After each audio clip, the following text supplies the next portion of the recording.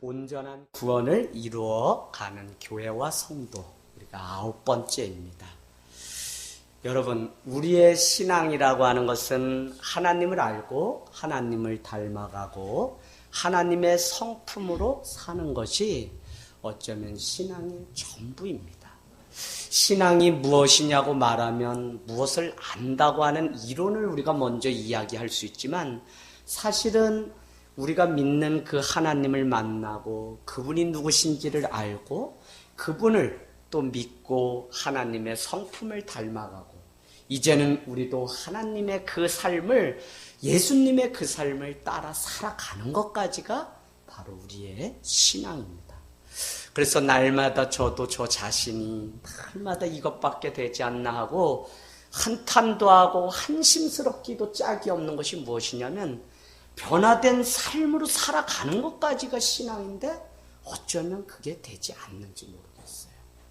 그래서 급한 일 있으면 기도부터 해야 되는데 막 오늘도 전화 받고 식당에 맛있는 거 먹고 얼른 예배 가자 이러고 가는데, 전화를 받고는 그냥 차를 돌려가지고, 무단이죠, 막 그냥 돌려서 이렇게 오늘 아이 찾으러 갔어요. 오늘 우리가 같이 보려고 하는 것은 주님의 은혜가 무엇인가라는 것인데, 사실은 우리가 그렇게 백방으로 뛰어도 찾지 못했던 그것을 찾았다면 그게 은혜죠. 저는 그것이 하나님이라는 존재이고 그것이 함께하는 이 공동체가 아닐까 하는 생각을 해보게 됩니다. 우리는 변화된 삶을 통해서 제자가 되고 제자 삼는 삶으로 부름을 받았습니다. 우리의 신앙이 한순간 하나님 체험으로 끝나는 것이 아니라 일평생 체험한 그 하나님을 따라 닮아가는 그 삶을 사는 것. 그래서 겸손의 멍에를 날마다 메고 주님을 닮아가는 것, 날마다 자기 부인을 통해서 주님의 뜻을 먼저 이루려고 내 뜻을 내려놓는 이 삶이 일평생 신앙생활에 우리에게 놓인 숙제라는 것입니다. 그런데 여러분, 많은 사람들의 신앙이 여기에서 멀리 떨어져 있는 시대입니다.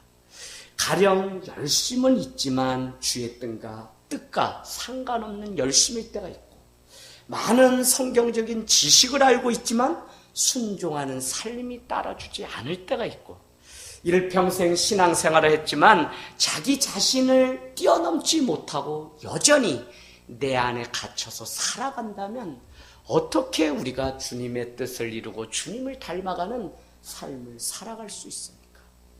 사람들은 누구나 자기가 정해놓은 기준과 가고자 하는 그 길이라는 게 다 있어요. 근데 신앙이 왜 우리에게 불편을 주냐면, 너가 그 길로 가고 싶고 익숙한 길이지만 그 길로 가지 말라고 우리에게 자꾸 컴플레인을 걸기 때문에, 아니 왜 내 삶에 여기까지 개입하시고 나 이 길로도 하나님 잘 믿을 수 있는데 왜 그러세요 하는데, 하나님은 이제는 일평생 너가 그 길로 갔다면 이제 마지막이라도 하나님을 따라가고 하나님을 쫓아가는 삶을 살라고 우리에게 계속적으로 녹화하기 때문에, 신앙생활을 하는 게 즐겁지만 않은 이유는 때로는 불편함이 우리 가운데 찾아올 때가 있다는 것입니다. 어떨 때는 신앙이라는 이름으로 자기의 기득권을 지키려는 수단에 불과하고 이용하는 사람들도 있습니다. 또한 자신이 정해놓은 하나님이 전부인 양, 하나님은 능력이 전지전능하심에도 불구하고 우리는 내가 아는 범위 안에서 하나님을 이 마치 새 장 안에 가둬놓고 하나님은 이런 분이야 라고 해서 하나님의 능력이 내 삶 가운데 나타나지 못하도록 내가 제한하면서 살아갈 때도 있다는 것입니다. 그런가 하면 어떤 이는 교회가 마치 자신의 아픔과 상처를 다 받아주어야 되는 곳으로 오해하고 신앙의 그 무례함을 버리지 못하고 여전히 교회 안에서도 어린아이 유아기적인 믿음 가지고 살아가는 사람들도 있습니다. 저는 왜 이렇게 장황하게 많은 이야기를 말씀드리냐면, 왜 이럴까?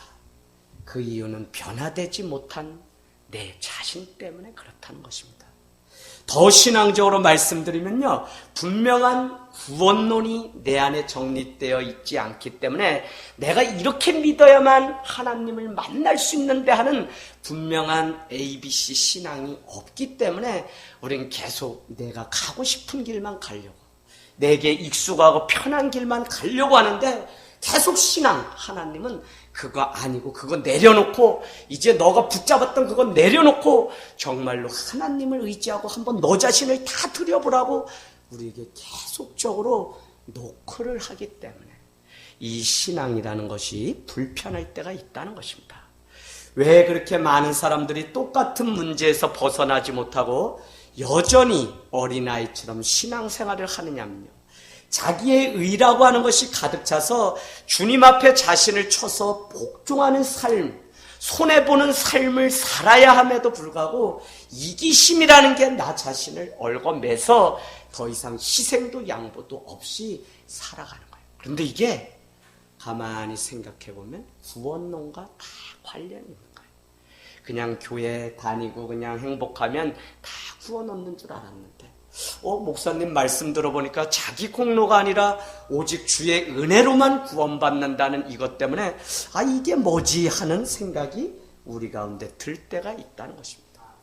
그래서 변화되지 못하는 자기 자신 때문에 여전히 다툼이 있고 여전히 교회를 다녀도 십자가에 달려 돌아가신 주님이 내 삶의 주인이 되지 못해서 여전히 내 삶의 주인이 내가 되어서 내가 그냥 세상 열심히 사는 그것으로 만족하면서 살아가는 사람들이 있다는 것입니다. 여러분, 우리의 신앙은 주님의 은혜가 무엇인지를 바로 깨닫는 순간 참된 믿음으로 들어가게 됩니다. 무너진 우리 신앙의 기초를 하나님의 은혜를 알고 하나님의 은혜를 회복할 때 무너진 우리의 삶이 다시 일어설 수 있다는 거예요. 그래서 부흥회도 다른 것 아니라 은혜 앞에 우리의 삶을 세우자는 거예요. 은혜 위에 우리의 인생을 세우고 들려지는 말씀 앞에 순종하며 우리의 삶이 한번 다시 살아가자는 것이 부흥회지 다른 의미가 전혀 없다는 것입니다. 여러분, 우리는 은혜라는 단어를 너무 쉽게 생각합니다. 그래서 값싼 은혜로 만들 때가 있어요. 살면서 나의 부정직함과 공동체 앞에서 잘못이 있음에도 불구하고 우리는 쉽사리 이렇게 이야기합니다. 에이, 은혜로 넘어가, 은혜로 넘어가. 제가 목회를 21년 하면서 교회가 더 이상 이러면 안 되겠다는 한 가지가 있어요. 그건 뭐냐면 신앙에도 예의가 있는데 사랑은 무례히 행치 않는다고 고린도전서 13장이 이야기하는데, 사람들이 사랑이라는 이름 때문에 교회 안에서 신앙생활을 너무 무례하게 그게 뭐 교인들에게 목사님께 어떻게 무례한 그런 인간적인 그런 게 아니라 정말 하나님의 은혜를 안다면 나의 잘못을 하나님의 은혜로 그냥 덮는 게 아니라 잘못은 잘못이고 하나님의 긍휼, 은혜를 내가 바라야 되는 것이 무엇인지를 분명하게 명확하게 구분해야지 참된 신앙의 생활을 우리가 할 수 있는데, 공동체나 많은 것들을 다 그냥 깨놓고서 아무렇지 않은 양 그렇게 살아가는 무례함들이 이 교회 공동체 안에만 있다는 거예요. 여러분, 여전히 우리는 죄인이죠? 그러나 우리가 신앙이 어린아이를 벗어나 이제 하나님의 은혜를 안다면 우리는 정말 주님의 은혜가 얼마나 비싼 것인지 우리는 알아야 된다. 사랑하는 여러분, 은혜의 하나님 앞에 합당한 삶을 살지 못하기에 통회하고 자복해야 되는 것이 은혜지, 문제가 있는데 문제 없는 것처럼 사는 것이 은혜가 아니라고요. 내가 하나님 앞에서의 잘못과 하나님의 은혜를 구하는 삶을 명확히 구분할 줄 알아야 돼요. 그럴 때 바로 은혜가 은혜되게 하는 삶을 살아갈 수 있는 거예요. 은혜는 계속적으로 하나님이 주시는데 문제는 우리가 그 은혜를 은혜되게 여기지 못하고 값싼 은혜로 만들어버린다. 무엇 때문에? 우리의 믿음 없음 때문에 그렇다는 것입니다. 목회를 하면서 기독교의 무례함을 성도들 안에서 많이 보았어요. 자신의 모습을 보지 못하기에 타인을 탓합니다. 그때마다 저는 하나님의 은혜를 모르는 사람이 얼마나 위험한 사람인지 생각하면서 목회를 지금까지 해오고 있습니다. 사랑하는 여러분, 신앙이 깊어지면 그 사람에게는 다른 게 있는 게 아니라 하나님의 은혜만 남아요. 은혜만. 그래서 처음 오신 분들이 저 집사님 보니까 참 은혜롭다, 그런 표현을 해요. 왜 그래요? 저 집사님은 어떻게 같은 사람이거든. 그런데 어떻게 남을 위해서 저렇게 살고, 똑같은 어떻게 보면 나보다 더 어려워. 그런데도 어떻게 다른 사람을 더 사랑하지 못해서 저렇게 헌신할까? 저분을 참 보면 은혜가 뭔지 알겠다 하고 우리가 고백할 때가 있어요. 그게 뭐냐면 주님을 온전히 따르는 사람은 그 삶에 다른 건 아무것도 남지 않고 하나님의 은혜만 남는 줄로 믿습니다. 아무리 많은 일을 해도요, 은혜가 있는 사람은 하나님의 은혜였다고 고백해요. 하나님의 은혜를 모르는 사람은 작은 일도 자신이 다 했다고 과대 포장하려고 하는 성향이 있습니다. 하나님의 은혜를 아는 사람은 겸손할 수밖에 없어요. 하나님의 은혜를 값싼 것으로 전락시키는 사람은 자신이 마치 구원의 키를 자기가 열심히 했기 때문에, 내가 무엇을 했기 때문에 얻는 것으로 그렇게 생각하는 사람들이 있다고요. 많은 노력을 하고 많은 것을 알고 많은 것을 행하였기에 자신은 구원의 보증수표를 이미 받은 것처럼 오해하고 살아가는 사람이 교회 안에 사실 너무 많습니다. 이것이 바로 하나님의 은혜를 가리는 사람들의 특징입니다. 하나님을 인격적으로 진정 만난 사람은 나라고 하는 단어는 없고요, 오직 하나님이 하셨다고 하는 하나님이라는 고백만 드릴 수밖에 없는 거예요. 내가 오늘 찾은 게 아니라 감춰놓았던, 이사야가 말한 같이 모퉁이에 있던 그 아이, 저 땅끝에 감춰졌던 송현이 송주를 하나님이 찾아주신 것이지, 그래서 우리는 문제 앞에 하나님을 찾고 하나님의 은혜를 바라는 것이지, 내가 백날 찾아가야 되지 않는다는 거예요. 그 사실을 알매도 불구하고 우리가 잘 안 될까. 물론 제가 오늘 우리 집사님 길거리에서 봤더니 이미 주님의 은혜가 아니면 도저히 오늘 살 수 없게끔 얼굴이 다 망가졌어요. 하나님이 찾아주신다니까요. 사랑하는 여러분, 자신조차 하나님의 은혜로 빚어졌다는 사실을 아는 사람은 누가 말해서가 아니라 오직 하나님의 은혜 앞에 머무는 삶을 삽니다.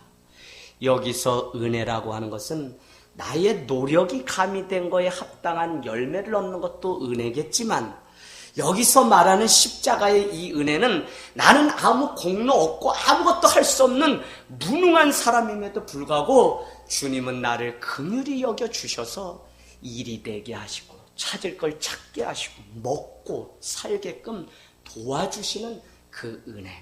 그래서 우리의 공로는 아예 없게 만드신, 내가 약할 때 오직 강하게 하시는 그 주님의 은혜를 경험하는 그 은혜가 바로 우리를 구원의 길로 인도한다는 것입니다. 여러분, 많은 사람에게 존경을 받고 그 삶의 관계가 하나님에서 이웃으로 흘러가는 은혜가 있는 사람은 세상을 달리 살아요. 이게 되지 않기 때문에 우리가 오직 하나님의 은혜로 살지 못하는 것입니다. 하나님의 은혜를 모르는 것 때문에 다툼 있고 가정이나 교회에서 자신의 의를 드러내려고 하기 때문에 결정적인 순간에 공든탑이 다 무너지는 인생으로 바뀌는 것을 보게 됩니다. 저는 늘 두렵고 떨리는 게 그게, 여기까지 은혜 가운데 잘 교회가 왔는데 일순간 이거를 내가 다 했다고 이야기하고 내가 고생한 거 여러분 몰라요 하고 제가 제 소리를 낼까봐 늘 두려워요. 어떤 사람들은 저에게 막 그래, 목사님 하늘땅교회 더 키워요. 저 도예지 가서 저기 도시권에 가면 목사님 말씀 저 수지 정도로 가세요. 뭐 저를 사랑한다고 말하는 줄은 알지만 하나님의 은혜가 있어서 오산에로 왔고 떠나라고 하시지 않기 때문에 이 자리에 있는 것인데, 하나님의 은혜를 모르고 세상의 방법을 구하는 사람들은 저에게 자꾸 그렇게 부추긴다는 거예요. 그래서 더 광야 가운데 가야만 이 소리를 싹 끊고 하나님의 은혜 앞에 내 인생을 마칠 수 있기 때문에 일부러 그 길을 택해서 살아가는 줄 모른다니까요. 그래서 막 목사님들 오면, 목사님 내일 아마 인터뷰 오면 또 놀랄 거예요. 왜요? 하늘땅교회 좋다 그러고 건강하다고 소문났는데 목사님 뭐 이렇게 학고방집 안에서 여기서 행복할 수 있나요? 뭐 이렇게 건물 의리의리한 대리석 안에서 막 행복하다고 하는 줄 알았더니 집사님이 뭐 그냥 여기서 뭐 문 열어놓고 찬양 매일 연습하고 그래서 이상하다고 처음에는 오면 다 이상하다 그래. 그럼 제가 우리 교회 안에 살아있는 신앙 이야기, 예수 이야기, 은혜 이야기를 꺼내놓으면 그제서야 눈에 보이는 이것은 아무것도 아니고 오직 하나님의 은혜로 살아갈 때 우리가 성도로서 살아있음을 고백하는 생생한 이야기를 듣게 된다니까요. 사랑하는 여러분, 하늘 땅 교회가 지금까지 많은 이야기를 들었습니다. 그럼에도 불구하고 여러분, 고생을 사서 말한다는 사람들 앞에 여전히 우리는 하나님의 은혜가 크기 때문에 그 길을 끝까지 마치려 하면은 우리의 생명을 조금도 아까워하지 않는 삶이 되기를 원합니다. 우리는요, 내가 먹고 마시는 모든 것이 하나님의 은혜고, 그래서 하나님을 예배하고, 그래서 하나님께 내 삶을 드리고, 그래서 나의 모든 지식도 다 배설물로 여기고, 다 자랑할 것, 나에게는 아무것도 없다고 고백할 수밖에 없다는 겁니다. 여러분, 성도가 하나님의 은혜를 모르게 되면 자기 공로로만 열심히 살면 세상 살만하다고 그렇게 생각한다니까요. 이런 사람은 철저히 이기주의적인 삶을 살아갑니다. 의외로 교회 안에 이런 분들이 많아요.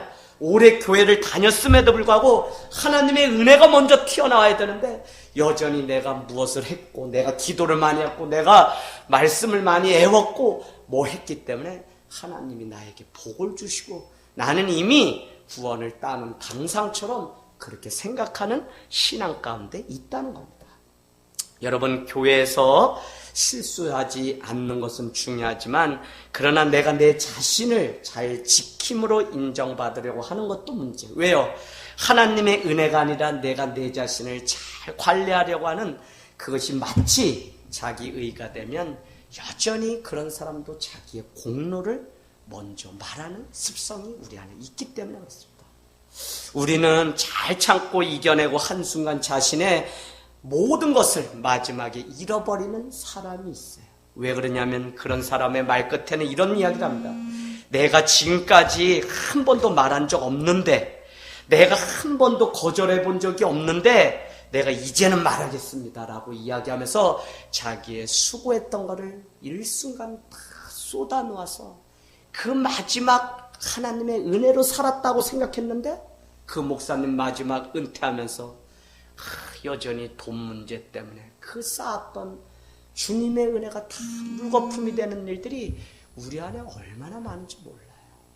그래서 여러분, 우리가 기억해야 되는 것은 오직 성도는 죽으나 사나 마지막까지 하나님의 은혜만 자랑하는 것이지 나의 나됨은 아무것도 아니라고 고백할 수 있어야 된다는 것입니다.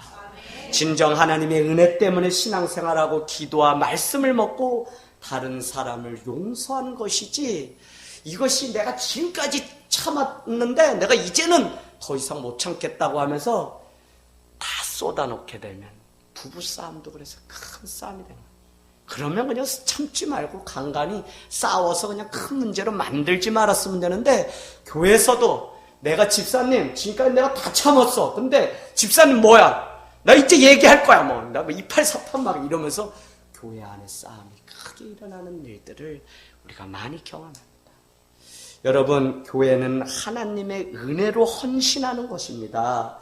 내가 헌신하기 때문에 하나님의 은혜를 입는다고 생각하는 것은 철저히 자기 교만입니다. 그래서 말씀을 알고 기도를 많이 알고 물질을 많이 드리고 전도를 많이 하는 것조차도 하나님의 은혜지 나의 공로는 아무것도 없는 거예요. 여러분이 늘 깨어서 저를 위해서 기도해야 돼요. 제가 늘 여러분께 기도하지만 사실 목회자는 일평생 내 가정, 내 자녀 위해서는 기도를 못해요. 많이 할 것 같게 못해요. 그럼 누굴 위해 기도하냐? 사시사철 성도의 가정, 보이지 않는 그 아들, 자녀들 위해서 기도해요. 중보 기도자의 삶을 사는 사람들은 다 알아요. 그래도 애무한 소리 듣고 다 해요. 그래서 여러분께 말씀드리고, 목회자를 위해서는 누가 기도해줘야 되나? 성도들이 깨어서 기도해줘야 돼요. 제가 오늘 우리 아들 이사기 때문에 요즘 기도를 다시 해요. 애가 축구를 막 하다가 말이 세잖아요, 운동하는 애들.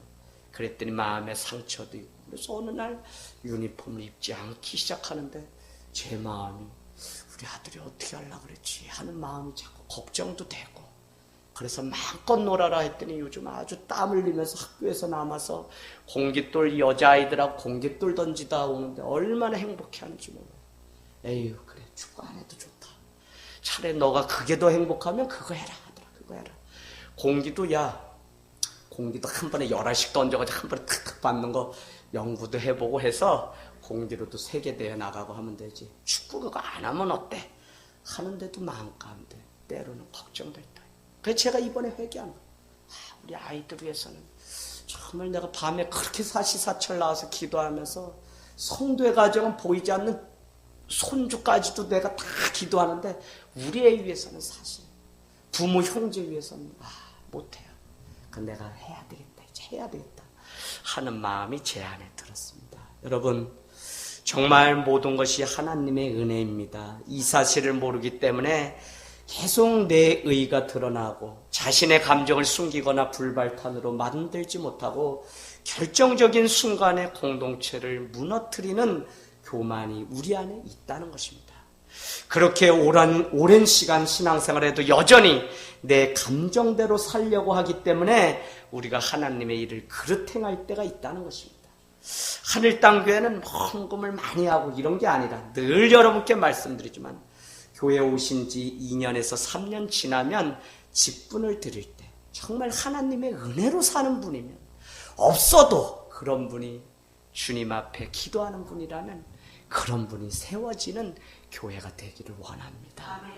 사랑하는 여러분, 하나님의 구원은 전적인 하나님의 은혜입니다.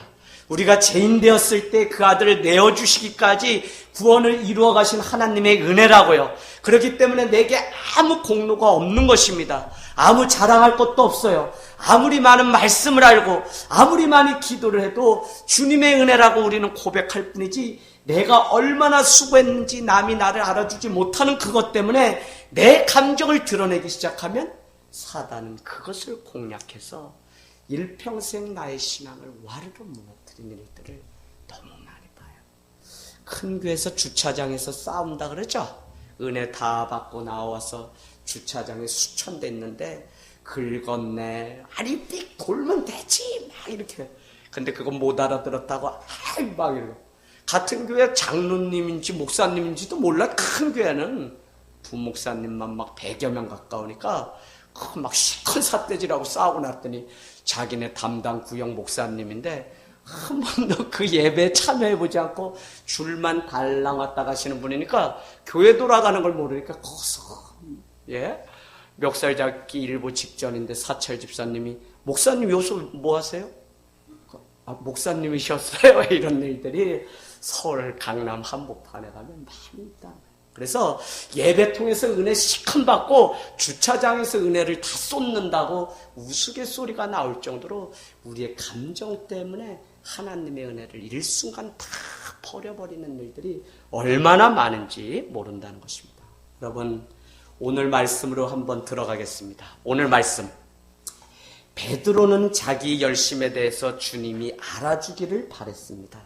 오늘 우리가 읽은 말씀 19장 26절 앞부분을 보면 부자 청년의 비유를 통해 구원이 얼마나 어려운지 우리에게 말씀해요. 이 말씀은 주일날 다시 또 전할 건데 26절 보세요. 우리 같이 읽습니다. 시작.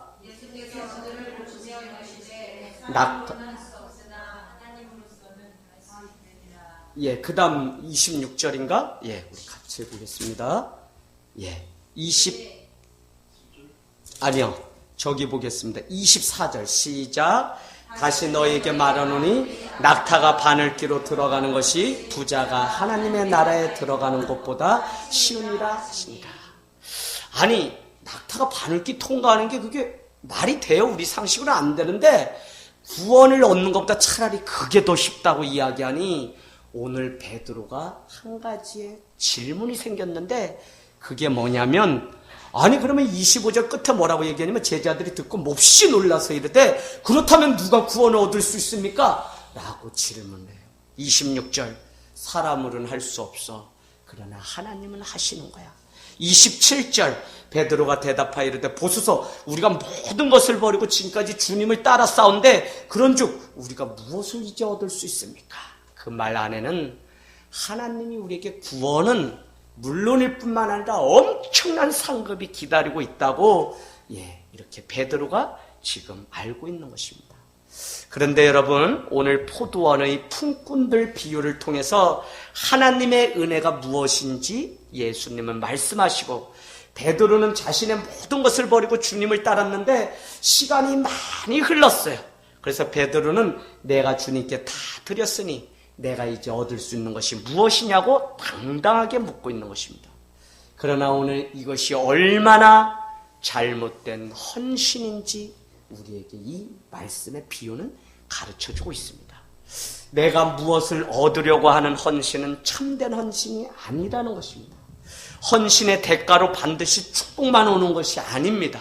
우리는 내가 무엇을 했기 때문에 아들이 서울대 가고 뭐하고 이렇게 기복적인 신앙 가운데 빠지지만 여러분, 축복만이 아니라 순교도 헌신 때문에 온다는 사실을 기억해야 돼요. 베드로가 헌신해서 그가 설교할 때 3,000명, 5,000명이 주님 앞에 세워지는 일도 있었지만 스데반이 헌신함으로 말씀 전함으로 인해서 돌에 맞아 순교하는 일들도 있었다니까요. 오늘 베드로는 좋은 것만이 신앙 앞에 기다리고 있다. 왜? 내가 모든 것을 버리고 주님을 따랐으면 이제 주님도 아시기 때문에 내 앞에 큰 일들이 있을 거라고 하면서 하나님의 은혜의 자리에 자기의 공로를 올려놓았다고요. 여러분, 가만히 생각해 보세요. 왜 신앙생활이 자꾸 어렵냐? 우리가 왜 그 주님의 은혜를 알고 맛보았는데 이것이 계속적으로 이어지지 않냐? 내가 아니라 하나님이 그 자리에 앉으셔야 되는데 자꾸 내가 했던 업적과 공로가 그 자리 가운데 남아 있기 때문에 그렇다는 것입니다. 스데반의 헌신은 죽음이 찾아왔습니다. 그러나 하나님의 보상은 하나님께 오늘 속한 것이지 내가 얻고자 하는 그것을 얻는 것이 하나님의 은혜가 아니라는 것을 오늘 말씀은 가르쳐주고 있습니다. 지금 따라오시고 계세요? 이 말씀을 많은 면에서 다양하게 해석해낼 수 있지만 저는 오늘 무엇이 참된 헌신인지를 여러분께 말씀드리려고 하는 것입니다. 내가 정말 헌신함으로 하나님이 이거 주시겠지 해서 바라고 하는 헌신이 진짜냐, 아니면 주님이 내게 은혜 주셨으니 그것에 합당한 삶을 사는 헌신이 있는 것이 참된 것이냐, 주객전도가 어떻게 같은 말 같지만 달라요. 은혜로 시작한 헌신과 헌신에서 얻으려고 하는 하나님의 그 상, 축복이 아니면 하나님 그때 우리가 저주하고 원망할 것입니까? 많은 사람들은 자꾸 우리의 헌신, 하나님 물론 상이 없다는 게 아니에요. 마지막 하나님 반드시 상을 주십니다. 그런데 오늘 이 본문의 문제는 무엇이냐면 내가 무엇을 했으니 그 공로에 대한 값을 달라고 오늘 요구하는 그 신앙이 잘못된 것이라는 거예요. 제가 어디서 들었는데 요즘 이런 성도님도 계시대요. 교회를 떠나면서 내가 그동안 11조 한 거 주정금 내가 다 매일같이 적어놨는데 그래서 목사님이 뭘 적어요? 그랬더니 내가 전에 교회도 떠나면서 내가 너무 돈 헌금한 게 아까워가지고 그 다음부터 여기 교회 올 때는 내가 다 적어놔서 있다면서 장부 보여주면서 빨리 250만 원 도로 토해내요. 이렇게 해가지고 놀랬다고 실합니다. 그래서 무서운 시대구나 요즘. 뭐예요? 하나님께 드린 것이지 우리에게는 아무 공로가 없는데 내가 서운해서 못하니까 그동안 드린 거 다 가져와요. 장부 가져와요. 그래서 이거는 참 드렸어도 은혜가 되지 않는 드림이 있다는 것입니다. 포도원의 비유를 통해 예수님은요, 베드로의 잘못된 종교적 기대가 얼마나 잘못된 것인지 오늘 바로 잡아주고 있는 것입니다. 자, 오늘 본문 내용은 이런 것입니다. 포도원이 얼마나 바쁜지, 포도는 짧은 기간 동안 집중해서 그것을 수확을 해야 되잖아요. 그래서 많은 일꾼이 필요한데 이른 아침, 오늘 뭐라고 이야기하냐면 하루 아침에 이렇게 나가서 3절에 제3시, 그러니까 오전 6시에 그 다음에 9시에 12시에, 오후 3시에 나가서 자꾸 시장거리에서 일꾼들이 그때그때마다 계속 필요해서 지금 일꾼을 사러 한 품꾼이 나갔는데 그곳에서 주인이 그 사람들을 만나서 이야기하기를 가장 먼저 만난 사람에게 2절 말씀해 보니까 너가 오늘 우리 집에 와서 일을 하면 내가 하루 먹고 살 한 데나리온을 주겠다라고 약속했다는 겁니다.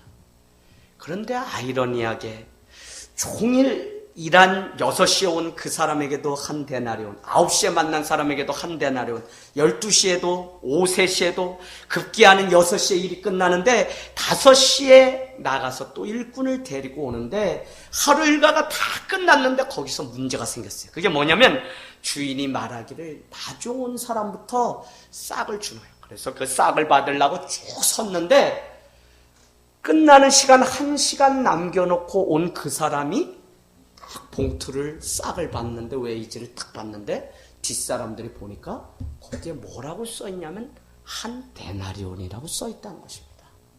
그러면 여러분 뒤에 서있던 새벽 6시부터 막 온 사람들은 뭐예요?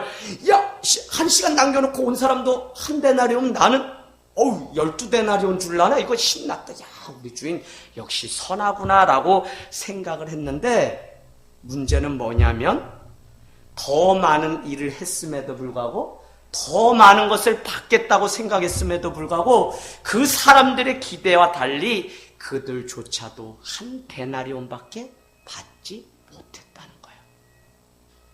김중수 건철님 엄청 억울하겠죠. 세상에 기업이 이런 식으로 이윤을 주고 월급을 주면 이런 회사는 어떻게 돼요? 망해요. 아니 6시에 일과가 끝나는데 아침 6시부터 종일 12시간 일한 사람하고 1시간 남겨놓고 온 사람하고 월급이 한 데나리온 10만 원 똑같다면 이게 공평해요? 공평하지 않죠. 세상의 논리로 봐도 공평하지 않는데 오늘 왜 이것을 우리에게 말씀하느냐가 중요하다는 것입니다. 그래서 오늘 여기에 나오는 많은 사람들은 화가 났어요. 합리적이도 공의롭지도 않아요. 그러나 오늘 주님은 세상의 경제 논리를 설명하려고 하는 것이 아니라 이 세상 가운데 작용하는 하나님의 은혜가 무엇이고 하나님의 질서가 세상의 논리와 얼마나 다른지 그것을 통해서 하나님의 은혜는 바로 이런 것이라고 우리에게 보여주려고 오늘 본문을 말씀하고 있다는 것입니다. 그것은요 다른 것이 아니라 오늘 말씀 여러분 보시겠습니다. 맨 뒤에 보면 뭐라고 돼 있죠? 30절에도 19장 30절에도 나와 있고 20장 16절에도 나와 있습니다. 뭐예요? 나중된 자가 먼저 되고 먼저 된 자가 나중된다고 하는 사실을 이 구절을 누가 가장 싫어할까요? 우리 교회에서는 저기 조기천 집사님이 가장 싫어해요. 왜요? 아니 교회 오래 다닌 사람은 아니 먼저 온 사람이 왜 나중돼? 먼저 온 사람이 먼저 돼야지 이렇게 생각하는 습성이 우리 안에 있는데 아니 인제 권철님 인제 오셨는데 먼저 된다고? 이건 도저히 억울하다 이렇게 이야기할 수 있는데 하나님의 나라는 그럴 수 있다는 거예요. 왜요? 세상 경제 논리 1 더하기 1은 2이기 때문에 아니라 하나님의 은혜의 법칙이 작용하기 때문에 그렇다는 겁니다. 무슨 이야기인지 지금 아시겠죠? 네. 그래서 오늘 여러분 그런 의미가 아니라는 거예요. 오늘 많이 헌신하고 수고한 사람들의 항의도 이해할 만합니다. 어떻게 1시간 일한 저 사람과 12시간 일한 나의 품삯이 같을 수 있습니까? 그러나 주인은 내가 한 데나리온 주겠다고 약속하지 않았냐고 오히려 따져 묻는 자에게 대묻습니다. 13절 보세요. 주인이 그 중에 한 사람에게 대답하여 이르되 이봐 친구야 아니 내가 내게 잘못한 게 뭐 있어? 내가 너 데리고 올 때 한 데나리온 준다고 약속했기 때문에 그 한 데나리온 받았으면 되는 거지 너가 뭐가 문제야? 왜? 2절에 그가 하루 한 데나리온씩 품꾼들과 약속해서 데리고 왔거든요. 그럼 약속한 대로 주면 넌 받았으면 된 거지 저 사람이 받은 거에 대해서 비교해서 왜 따지냐고 오늘 이 주인은 이야기를 하고 있는 것입니다. 그래서 여러분 14절로 가보겠습니다. 14절에는 주인이 이렇게 소리칩니다. 내 것이나 가지고 가라. 나중 온 이 사람에게 너와 같이 주는 것이 내 뜻이다 라고 얘기해요. 아버지 뜻이야. 순종할 수 없죠. 우리가 인간적인 마음으로 순종할 수 없어요. 그러나 주인은 내 뜻이라고 오늘 이야기하고 있어요. 자, 내 것 가지고 내가 하는데 뭐가 문제냐. 15절로 가겠습니다. 두 구절 중요합니다. 15절, 내 것을 가지고 내 뜻대로 할 것이 아니냐. 내가 선함으로 내가 악하게 보느냐? 라고 오히려 반문합니다. 오늘 주인은 적게 일한 사람에게 풍족하게 주었기 때문에 그 주인은 그 사람의 입장에서 보면 선한 사람이에요. 그럼에도 불구하고 아침 6시에 온 그 사람의 눈에는 악하다고 보기 때문에 너도 그렇게 보느냐라고 오늘 따져 묻고 있는 것입니다. 저는 이게 신앙생활하면서 많이 봐요. 교회 안에 어떤 문제들이 있게 되냐면 오래된 신자들이 막 새 신자들이 와서 목사님이 사랑해주고 막 이렇게 하고 교회 정착해 줄 때까지 그러면 무슨 말이 돌기 시작하면 우리 목사님 변했어. 우리 목사님 변했어. 그 옛날은 나만 바라보고 그러더니 우리 목사님 김종숙 권찰리 오시더니 권찰님만 맨날 손잡아주고 우리 목사님 변했어. 내가 저럴 줄 알았어. 난 이제 한 번만 문제 생기면 나 간다. 이렇게 이야기하는 것과 별반 다르지 않다는 거예요. 여러분, 엄격하게 말하면 주인이 베푼 은혜가 문제가 있다고 오늘 사람들은 생각하고 있어요. 오늘 이 비유를 통해서 예수님이 베드로에게 가르쳐 주려고 하는 것이 무엇일까요? 베드로는 더 수고하고 예수님을 가까이 따랐던 사람입니다. 그래서 그는 더 많은 것이 자기에게 돌아올 것이라고 생각했는데 자기 의에 가득 차서 자기 공로의식과 자기 성과의식에 가득 차서 나는 더 많은 헌신했으니 더 많은 것을 품삯으로 받을 것이라고 생각했는데 그렇지 않다고 오늘 성경 말씀이 이야기하고 있는 것입니다. 여러분, 수고한 자에게 더 큰 상을 주는 것은 전적인 하나님의 은혜지 내가 무엇을 했기 때문에 내 공로가 이것인데 목사님이 몰라주고 하나님이 당연히 이번에 내가 기도하면서 내가 주님께 드렸으니 내가 40일 기도했으니 뭐라 그래요? 이번에 로또 복권 당첨될 거다. 아니 내가 저기 아파트 내가 넣었는데 이번에 분명히 나한테 당첨될 거다. 이렇게 믿는 신앙은 세상의 무당을 쫓아가서 점보는 신앙과 별반 다르지 않다는 것을 오늘 우리가 알아야 됩니다. 여러분, 많은 사람들은 헌신하면서 대부분 기복적인 신앙을 가지고 살아갑니다. 진정 주님을 따르는 참 목적이 생명 주신 주님 자체여야 하는데 그것이 아니라 자기의 헌신과 자기의 공로에 따른 대가를 받는 것처럼 생각해요. 이게 뭐냐면 캐톨릭이 자기의 공덕으로 선행으로 구원받는다고 믿는 것과 똑같아요. 이것이 불교가 말하는 공덕을 쌓으면 너가 개돼지가 아니라 사람으로 태어난다, 환생한다는 윤회설을 믿는 것과 별반 다르지 않다. 오늘날 교회가 왜 썩었냐? 많은 사람들이 신앙생활을 그렇게 오래 하면서 주님의 뜻 앞에 내 뜻을 포기하고 자기 부인하는 삶이 아니라 내가 무엇을 했기 때문에 하나님이 이렇게 해주실 거라고 하는 잘못된 종교적 기대를 가지고 주님 앞에 나온다는 거예요. 그래서 자기의 기대와 달리 사람의 반응이나 교회 반응이 나오면 시험에 들었어라고 하면서 신앙을 포기하는 일들이 너무 많다는 거예요. 그래서 오늘 구원은 자기 공로가 아닌 하나님의 은혜로 구원받습니다. 왜요? 자기 공로로 구원받는다고 믿던 사람은 결국은 섭섭 귀신이 들어와서 야, 너 그거 알아주지도 않고 뭐 왜 이 교회 다녀? 야, 차라리 우리 저기 불교로 옮겨가자.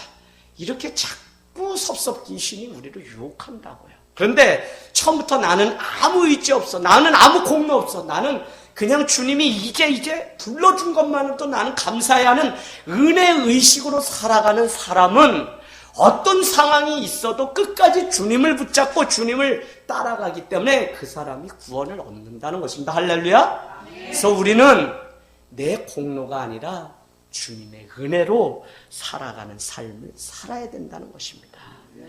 여러분, 먼저와 나중은 순서의 의미가 아닙니다. 자신이 더 먼저 헌신했지만 하나님 나라에서 나중된 자가 될 수 있다고 하는 경고심이에요. 그 경고심은 뭐냐면 자기 공로를 자꾸 믿고 살아간다면 나중될 수 있다는 것이에요. 가치가 있고 인정받을 만하고 합당한 것에도 먼저가 될 수 있다는 사실을 오늘 우리에게 말씀하고 있습니다. 그런데 제가 오늘 이 말씀을 보면서 번뜩 제 마음 가운데 이런 생각이 들었어요. 하나님 감사합니다. 제가 노가다를 이렇게 가냐고 몇 번 그 태평 언덕에 청년 시절에 동생들과 같이 살면서 가본 적이 있어요. 다 데모다, 뭐 십장이다, 뭐 기술이 다 있어. 그러니까 그 사람들은 썩음썩음한 용달차 오면 그냥 봉고차 타고 바로바로 아침에 막 팔려가는데 나는 9시 돼도 팔리지가 않는 거예요. 그럼 여러분 제가 복이에요? 복 아니에요. 하나님을 일찍 만나서 하나님을 위해 힘써서 살아가는 것도 은혜라고요. 그러나 그것이 자기의 공로로 이렇게 위장되니까 문제지. 여러분 일찍 주님을 알고 더 주님께 많이 쓰임받고 주님을 위해서 일하는 것은 분명한 축복입니다.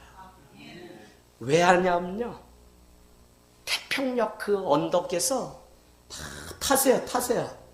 내 김씨 타세요, 이씨 타세요, 다 타는데 정작 이 젊은 이씨는 인기가 없어서 기다리다 보니까 비 오니까 그냥 그날 공치고 집에 와야죠. 그때 일찍 부름받는 이것이 얼마나 행복인지 제가 알게 되었다니까요.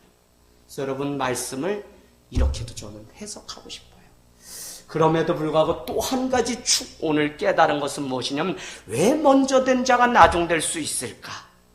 엄밀하게 하나님의 편에서 볼 때 이 일이라고 하는 것은 무엇일까요? 누가 친구냐면 같은 반이었기 때문에 오래 알았다고 친구예요? 오래 알아도 친구가 못 되는 사람도 있어요. 자, 그러면 오늘 일찍 와 있었다고 그 사람이 하나님을 위해서 일을 많이 했을까요? 그렇지 못했을 수도 있어요. 1시간 늦게 1시간밖에 와서 주님을 위해서 살지 못하는 인생일지라도 그 1시간을 최선을 다해서 주님의 은혜로 살았다면 하나님은 그것을 보시고 나중된 자가 먼저 되게 하시는 은혜가 있다고요. 뭐 때문에? 하나님의 은혜가 그런 거예요. 하나님의 은혜가. 그래서 여러분 늦게 주님 만나신 우리 인재 권천님도 늦지 않았어요. 열심히 삶을 들고 파릇한 그 지연이 평생 주님 위해서 일하게 얼마나 많은 시간이 있어요. 지연이 부러워요? 그러나 지연이가 깨어있지 않고 세상 그냥 교회 발 하나 담그고 세상 가서 그냥 딴 따라하면서 그렇게 막 살다가 그냥 죽는 날 주님 잘못했어요 하고 오면 지연이가 인생에 더 많은 옥점을 남기는. 그래서 먼저 된 사람이 나중될 수도 있고 나중된 사람이 먼저 될 수도 있다고 하는 하나님 나라의 법칙을 오늘 우리에게 가르쳐주고 있습니다. 여러분 참 저는 제 자신을 볼 때 교만했던 사람이에요. 그래도 경기도에서 제가 어디 가서 얘기해 본 적 없는데 여러분만 들으세요. 17등까지 해봤어요. 경기도. 그 학교에서 뭐냐면 그냥 이제야 우리 학교 대표로 분당해서 해마다 한 20여 명 서울대 가니까 넌 서울대 갈 거야. 그래서 서울대 가는 줄 알고 딱 시험을 봤더니 엄매 3점 차이로 그냥 영문과 떨어져 버렸어. 그래서 그날부터는 내가 그냥 안 간다. 나 그냥 글 쓰는 게 나인데 맞으니까 그냥 글 쓰러 문예 창작학과 가겠다. 그래서 뭐 또 막 사람들이 서울대 하는데 그런 게 저 눈에는 크게 옛날부터도 철학을 많이 하고 그래서 그런지 그건 껍데기에 불과하지 아무것도 아니라는 생각을 일찍이 하게 되면서 그냥 내가 가고 싶은 길로 가게 되었어요. 그러다 보니까 제 안에 머리도 있다, 뭐도 있다 그러나 세상이 받쳐주지 않아서 내가 이렇게 살아가는 거지 않은 원망도 제 안에 푸득푸득. 왜? 나보다 잘났다고 막 얘기하는 사람들 보면 억울해. 그래서 여러분 대학을 3개를 막 다니면서 서울대 다시 가 그거 이런 생각이 제 안에 교만으로 나요. 제가 이 교만이 언제 꺾어졌냐. 서울의 청와대 담벼락에서 목회하는데 같은 목사인데 다 대학 교수로 나가고 같은 목사인데 부목사님들인데 다 유학파가 아닌 사람이 없어. 내가 뭐 박사 뭐 이거 명함 내야 국내 박사는 쳐주지도 않는 교회에서 무슨 명함. 주방에서 일하시는 분이 이대, 연대, 서울대에서 다 교수하시다가 일평생 주님 나중에 만나셔서 외로워서 만나서 그분들이 하지 말라고 해도 아니에요. 이거라도 난 하는 게 얼마나 기쁜지 몰라요. 70, 80대신데 주방에서 식기 닦고 그런 일을 해요. 그래도 내가 손에 물 묻혔다 전혀 자랑하지 않아요. 제가 그때 무슨 생각이 늘 있었냐면 배운 사람들은 하나님을 잘 못 믿어. 이런 생각을 가지고 교만해. 그런데 여러분 제가 가서 봐서 깨진 게 뭐냐면 아니요. 저는 배웠다 못 배웠다를 얘기하는 게 아니라 되게 겸손했어요. 겸손했어요. 그분들이 그렇게 한데도 겸손한데 장로님이 제주도 사시는데 제주도에서 날마다 비행기 1등으로 타고 아침에 오셔서 아니 부총리인데 그 아침에 서서 이 주고용지 다른 사람이 나눠줘도 되는데 그걸 하루도 빠지지 않으려고 해외 갔다가도 어떻게 해서든 주려고 오시는데 제가 부끄러울 수밖에 없어요. 그러고 보니까 저는 초라하기 그지없고 하나님 내가 뭘 그렇게 잘났다고 내가 내 자랑을 하려고 그러네. 하나님 아주 나는 아무것도. 여러분 정말 큰 것, 큰 은혜, 큰 하나님의 사랑을 경험하면 나라고 하는 존재는 점 하나 아무것도 아니지 내가 뭐 그렇게 잘나고 내가 뭘 그렇게 많이 알까요? 전혀 그렇지 않아요. 지금 숨쉬고 사는 것도 주님의 은혜로 사는 그것 때문에 감사한 것이지 내가 이제는 내 꿈도 다 졌고 주님이 가라 그러면 가기 때문에 선교사로 제3의 나라를 일찍이 젊은 청춘의 때에 바칠 수 있는 것이지 내가 여전히 내 자랑과 내 공로로 살아가면 우리가 어떻게 주님의 이 길을 갈 수 있습니까? 여러분 목회자만 헌신해야 되는 게 아니에요. 성도도 교회를 같이 이뤄가는 거예요. 그래서 여러분 교회는 정말 우리의 자랑이 아니라 내가 아니라 오직 주님의 은혜로만 돌아가는 참된 교회. 그래서 오늘 말씀은 구원은 내게 있는 그 공로가 아니라 오직 하나님의 은혜로만 얻는다는 사실을 기억하게 되기를 원합니다.